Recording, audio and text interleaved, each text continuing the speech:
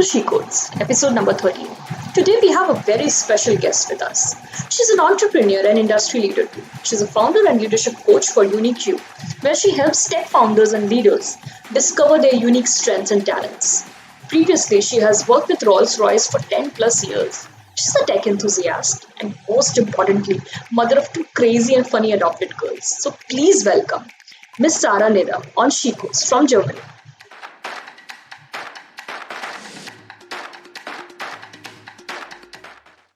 Thank you so much, Sarah, for coming to She Codes. It's lovely to have you here. So, Sarah, tell us about yourself, your outstanding professional journey, your passion, also about your venture, UniQ. Our audience would love to hear that. So, I have a degree in materials engineering with management. I left university at the age of 22 and joined Rolls-Royce on their operations graduate or operations engineering graduate scheme. Did lots of different things with Rolls, and this was actually the reason I moved to Germany in the first place. So they moved my whole department out from the UK to Germany within about 6 months. So I moved to Germany and didn't plan to be here, 15 years later. But actually met my husband at work and so stayed in Germany after we got married. But what happened to me was within about 2 years of joining the company, I was in my first leadership position. Within 3 years, I was in my first management position. Within about 5 years, I was assistant chief engineer for one of our engine programs. So my career went off quite rapidly at the start. And looking back on it now, I can see that I was different to everybody else. A, I was quite often the only woman in the room. B, I had a different take on things to other people. I asked different questions to the male engineers. And this is one of the things that kind of people knew about me. So this is kind of a benefit of being a female engineer quite often is people know your name. They get to know, they get to see you. This is something that men actually have to struggle with because, they're just not as obvious as we are. So yes, sometimes it can be a disadvantage. I agree. I'm not disagreeing at all. However, for my career, it really was, in some ways, an advantage that I could communicate effectively, that I could take people on a journey. I could take them on a story journey and help them understand what it actually meant. I was the one that was put out in front of customers, go and tell them when things weren't going well. Because I could understand, I could listen to what their concerns were, and I could explain the technical side of it. So that was really what kind of moved my journey forward. Then actually, I made a complete change. And this is one of the benefits of working in a big company. You can make a change. The reason I made the change was in the background, I was suffering multiple miscarriage. So we were trying to have a family and it wasn't working. And I took the decision that if I wasn't going to end up having kids, if this was going to be my life, I actually wanted to do something differently. I wanted to change. So I actually went into sales. I became a sales executive, traveling through Europe and Russia and selling engine maintenance programs to billionaires. And that in itself, again, was quite a learning experience. Being able to switch, use your technical knowledge, but in a different way. And actually be able to go into a man's world and stand there and say, I know more about this than you and I can help you. So all these skills kind of built along the way. After we adopted our first child, they come overnight. So I've got a phone call one morning to say, your daughter's here, please come and pick her up. Yeah, that was probably the biggest change in my life ever. I had 12 months off and then realized I couldn't go back into a role while I was doing traveling a lot. So I ended up going back into a commercial role to actually start understanding the contracts. How does a business make money? What's important in terms of contractual negotiations? So that was a big part of the change for me, was actually taking the technical understanding, but mixing it up with business and using my kind of people skills to be able to make it into something interesting for me. So I stayed in that role for a couple of years and then got offered the next role, which was to actually lead one of the engine programs. So I became responsible for profit and loss and everything for one of the engine programs, cradle to grave. And again, a job that I loved. And within 6 months, we got the second call to say, now there's another baby who needs a home. Please will you come pick her up from the hospital? So again, my life changed overnight. The company at least were used to it the second time around. I didn't quite get as many comments as I did the first time. But yeah, I ended up after 12 months off again, going back and doing something different. And this is the point where I actually realized a change. I didn't want to do the kind of jobs they were asking me to do. They were asking me to take on bigger jobs. I had 2 kids, young kids at home who I'd not adopted to send out to a nanny. I had a mother who was living with dementia in the UK. And so I was backwards and forwards to the UK. I was trying to manage a lot. So I kind of recognized that my values were beginning to move away from real corporate life and what the company wanted from me versus what I wanted from a job, what I wanted from life. So this went on for a couple of years, kind of backwards and forwards. And eventually they asked me to take on a job which I knew I couldn't do. And I still took it. So after 11 months of that, I woke up one morning, I had fever. I couldn't get out of bed. And yeah, I had burnout. So it was a bit of an eye-opening experience. I'd gone through all of these amber lights. I'd chosen not to see these amber lights. And all of a sudden, I'm hit in the face with my body's not functioning anymore. So while I was off with burnout, my mother died of dementia. And it was that moment that actually flipped it the other way to say, what are you doing? Yes, you have a great job. Yes, you're being paid a lot of money. Yes, you have flexibility. And you're okay to still say you're not happy.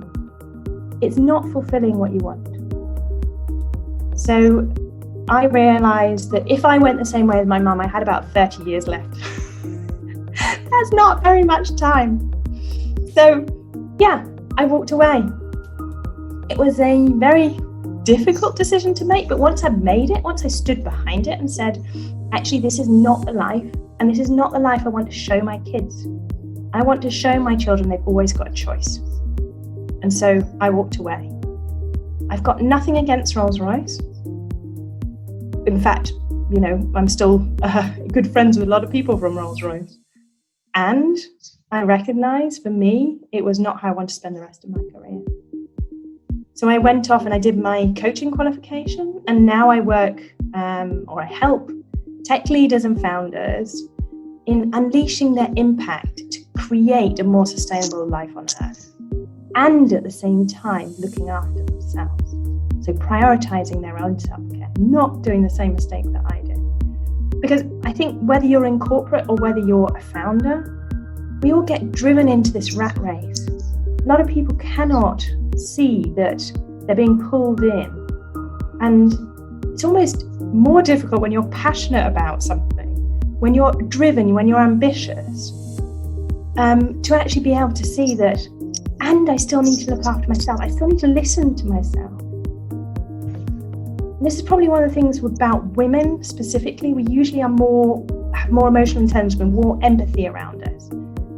And we're often trained from a young age to use that to listen to other people, not to listen to ourselves.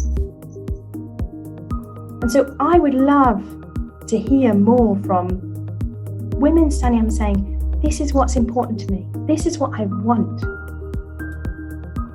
This is, you know, these are the things that I'm good at.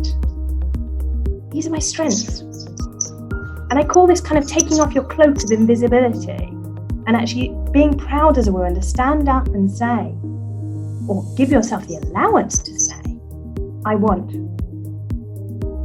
My dream is, I am good at. And if you don't know how to do those things, if you don't know how to actually take those first steps, just write yourself a couple of questions in your diary or however you do it, to kind of just ask yourself those questions. What's important to me? What am I good at? And also, what does my life story bring? You've heard a bit of my life story through this. And some people say, wow, you've been through a lot. Actually, I don't think I've been through a different life story to other people. Everybody's got something that's happened to them. Everybody has been in a place which is bloody tough. And that's what changes, that's what grows us, that's what, makes us the person that we are today. And if we can stand up and say, this is what's happened to me, then I think it's really powerful.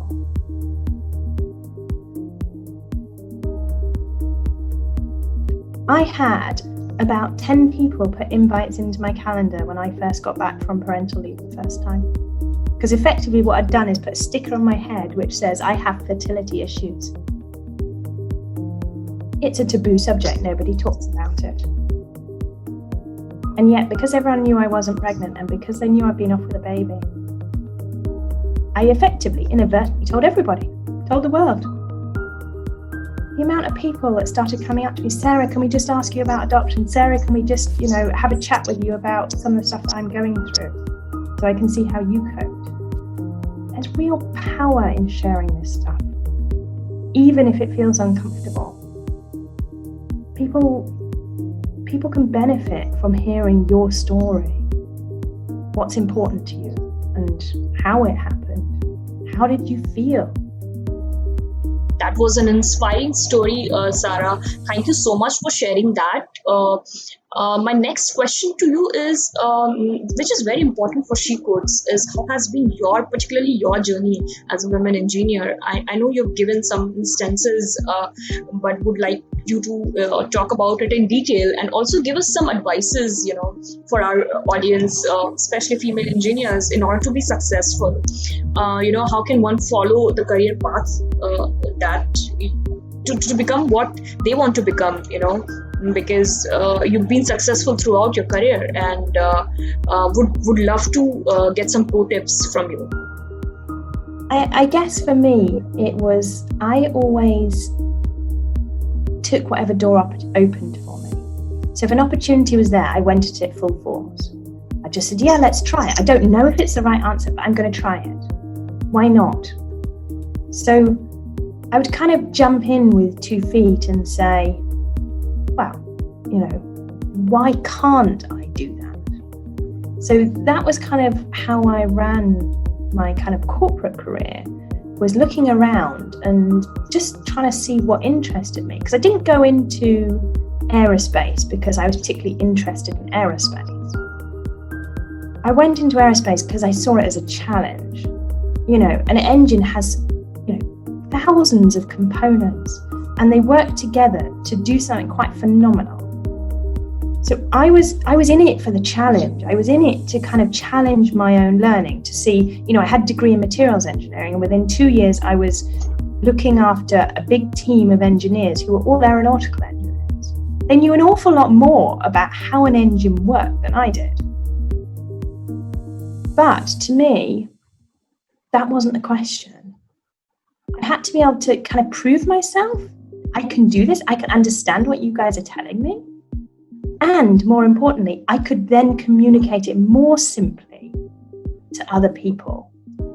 So to me, that was the key to my career, was being able to take really technical stuff, understand it enough, not 100%, but enough to be able to communicate it on. We don't have to be better than other people. We've got a different skill set. Each and every one of us is good at something different. So by understanding what your strengths are, playing to your strengths, making them into your superpower, we so often forget that when we look at other people, we see only the positive. So be that a singer, be that a football player, be that whoever it is, they've got one skill that we see, that they've honed, they've made really strong over the years. We don't see whether a football player is good at his finances,